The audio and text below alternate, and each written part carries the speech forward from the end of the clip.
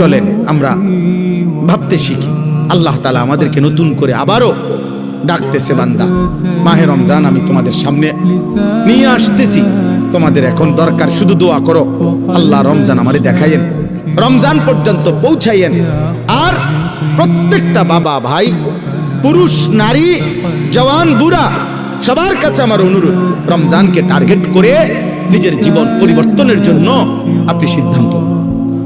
আল্লাহ কোরআনে ওয়াদা দিছে, বান্দা একটা মাস রমজান তুমি যত্ন নিয়া রমজান মাসটা কাটাইবা, সবগুলো গুনাহ ছেড়ে দিবা, আমি আল্লাহ তাআলার হুকুমগুলো পালন করবা, আমি আল্লাহ ওয়াদা দিলাম লাআল্লাকুম তাত্তাকুন, এক মাসে তোমাকে মুত্তাকি বানায় দেব, জান্নাতি বানায় দেব,